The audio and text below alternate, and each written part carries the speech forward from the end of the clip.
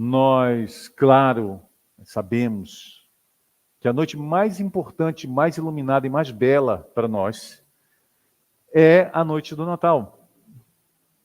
Quando o nosso planeta se transforma, iluminado pela vinda dos mensageiros do Cristo até nós, mas pelo chamado dos nossos corações, pela transformação, ainda que momentânea, dos nossos corações. Vibrando de forma diferente nessa noite, e mesmo nas noites e nos dias que antecedem. E muitas vezes nós esquecemos da importância da virada do ano. Alguns se atentam e fazem aquela retrospectiva, analisando a vida, trazendo para si aquela lembrança de tudo que foi o ano. E claro, baseado nessa lembrança, fazendo o planejamento para o novo ano que chega. Conversando com um amigo, alguns dias atrás, ele disse para mim, o trabalho dele não é na cidade onde ele mora, é fora. Ele disse assim, não, o Natal é bom passarmos em casa, é maravilhoso. Mas o Ano Novo é uma data como outra qualquer. Então eu vou trabalhar, quem quiser ficar até fique, eu trabalho no lugar. Porque essa coisa de final de ano, isso não é nada. 31 de dezembro, 1º de janeiro, não faz diferença nenhuma. Sai um dia, entra outro, que diferença tem? Nenhuma. Então eu vou trabalhar e vida que segue. E eu disse a ele então, mas será que, pensando dessa forma, você não está perdendo uma grande oportunidade na sua vida? Mas que oportunidade? A oportunidade de você recapitular os teus dias, o ano, o teu planejamento, o planejamento que você fez lá no início do ano. Ou você não fez. Nem eu não faço planejamento. Isso é grave. Porque se nós não planejamos, nós não avaliamos. E nós precisamos avaliar a nossa vida. Todos nós. E esse momento de fim de ano é um momento muito propício a isso. Porque são ciclos que vão e vêm nas nossas vidas. E nós, aqui na Terra, convencionamos chamar esse ciclo ano, quando a Terra volta ao mesmo ponto, depois de percorrer aí quase 1 bilhão de quilômetros, ela volta em 940 milhões de quilômetros, ela dá a volta nesses 365 dias. E se encontrando nesse ponto, nós convencionamos dizer que tudo vai se iniciar novamente, o ano se inicia, até as estações do ano. Então é um momento especial, um momento importante de nós analisarmos as nossas vidas. Não apenas para reclamar, dizer isso deu errado, aquilo também deu errado, eu não consegui isso, eu não consegui aquilo. Numa visão absolutamente pessimista e muitas vezes, por que não dizer, cega diante de tanta bondade, de tanta misericórdia que nós recebemos do nosso Criador. Por outras vezes, além do pessimismo, nós costumamos analisar quando o fazemos, quando aproveitamos essa oportunidade. Nós costumamos analisar a nossa vida apenas por alguns aspectos dela. E geralmente são os aspectos negativos. O meu trabalho, perdi o emprego, estou desempregado, a vida não vale nada. A dificuldade financeira é grande, a vida é horrível. E nós nos tornamos cegos, espiritualmente falando, a nós mesmos, as nossas possibilidades, as bênçãos que recebemos, o nosso corpo físico, a nossa família, a nossa capacidade de pensar, o nosso matrimônio. Muitas vezes a pessoa tem um rompimento afetivo, separa-se, há o fim da relação conjugal e a pessoa acredita que a vida acabou. Esquecendo de olhar, de ver, de analisar, que muitas vezes ela se dedicou tanto ao trabalho, à casa espírita, que é uma forma de trabalho, que algumas pessoas chamam de voluntário, né? Eu não gosto de chamar de voluntário.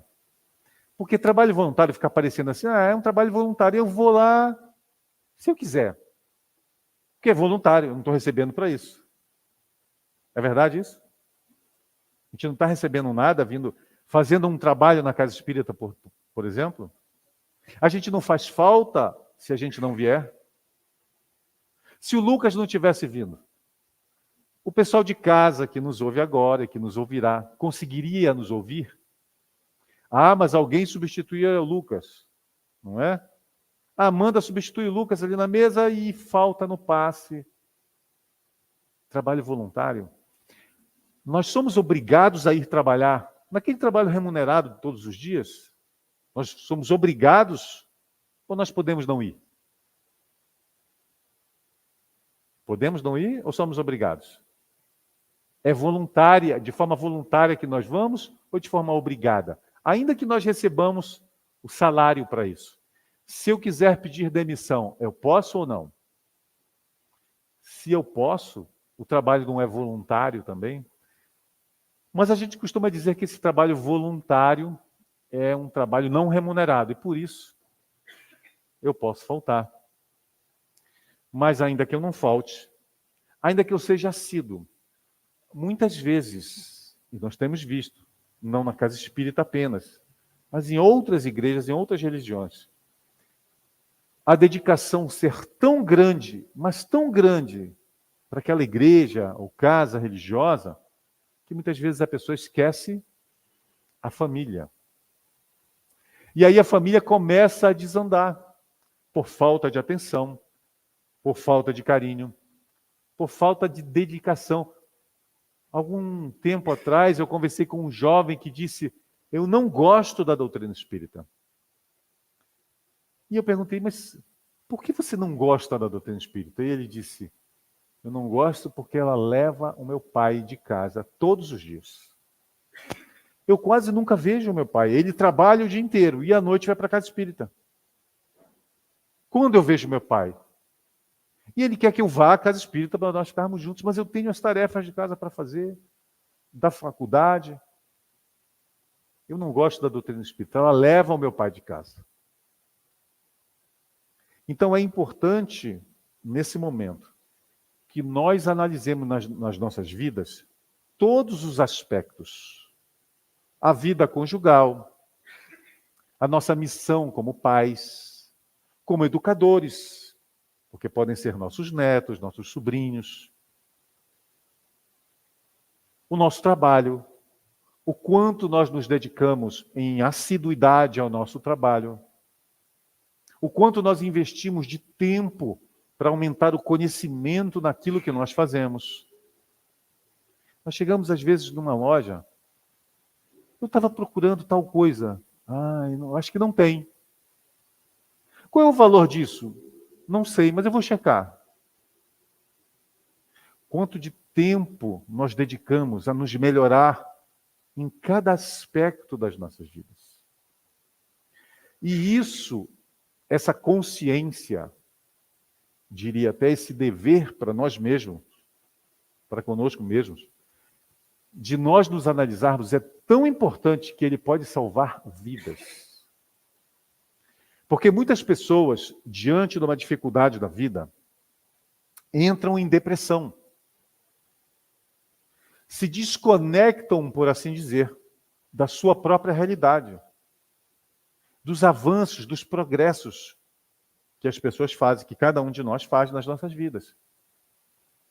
E ela passa a pessoa, então, a analisar tão somente aquele aspecto, se considerando desventurada, esquecida de Deus, de Jesus, da vida, discriminada, abandonada, porque o matrimônio teria acabado, porque ela momentaneamente está sem emprego, ou porque há dificuldade de relação com a família. E ela então passa a viver a dor sob um aspecto da vida. E essa vivência dessa dor passa a ser tão intensa que pode levar à depressão, que é uma doença que começa, claro, com um estado da alma adoecido, mas que leva a uma doença física. nossos hormônios, a bioquímica do nosso organismo não funciona mais dentro de uma normalidade.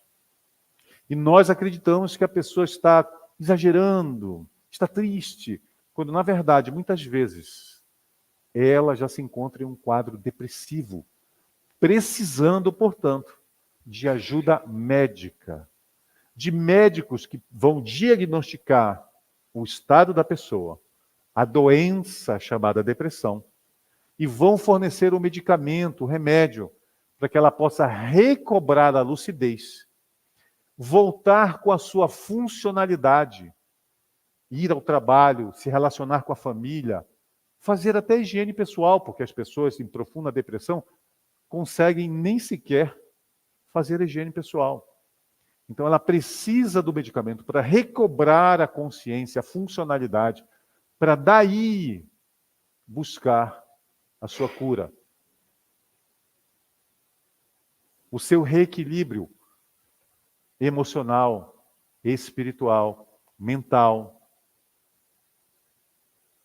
Então nós precisamos fazer essas análises, ou muitas vezes nós nos entregamos apenas a esses aspectos negativos, de tal forma, com tal intensidade, que não são poucas as vezes que essa dor mais aprofundada e essa atenção que nós damos a essa dor pode levar à ideação suicida. Porque a pessoa acredita em olhando apenas aquele aspecto da vida, que ela é esquecida de Deus e desventurada, e que não existe solução e término para aquela dor. Porque a ideação suicida, ela vem especialmente não apenas pela dor em si. Porque às vezes as pessoas costumam dizer que aqueles que têm ideação suicida são covardes, porque não têm coragem de enfrentar a vida. Outros já dizem, são corajosos, porque têm coragem de tirar a própria vida. Nem corajosos, nem covardes, nos diz a própria ciência. São pessoas em profundo desespero por uma dor tão grande. E o desespero em si não é apenas a dor tão grande, mas a ideia que a pessoa tem é de que aquela dor não tem fim. E em não tendo fim, a pessoa acreditando que a cruz é maior do que a sua capacidade de carregá-la, ela acredita que tirando a própria vida, ela eliminará as dores. Mas essa dor estaria no corpo físico ou na alma? É certo que algumas dores pelas quais nós passamos aqui na Terra não tem solução, por assim dizer. Aquele que perca um amado, uma amada, um cônjuge, um pai, uma mãe, um irmão, uma irmã, um filho, uma filha, sabe que essa dor no coração vai permanecer para o resto da vida. Mas nós não podemos nos tornar cegos aos outros aspectos da nossa vida, nem tampouco cegos a ponto de acreditar que essa dor não tem fim. Como se nós fôssemos permanecer encarnados na Terra para o resto das nossas existências, como espíritos. Para toda a eternidade. Vocês conhecem alguém que tenha 2.000, 3.000, 5.000 anos? 10.000 anos? Uma passagem. Uns voltam antes, outros depois. A dor, portanto, claro, tem fim. Perceberam a importância de nós analisarmos as nossas vidas? Em, perdendo um ente querido, ter a consciência de que outros nos amam, encarnados mesmo. E que nós também os amamos. E que precisamos demonstrar aquele amor a eles. E que aqueles que se foram também nos amam. E muito entristecidos ficarão de nós nos entregarmos à tristeza, ao desânimo e à depressão.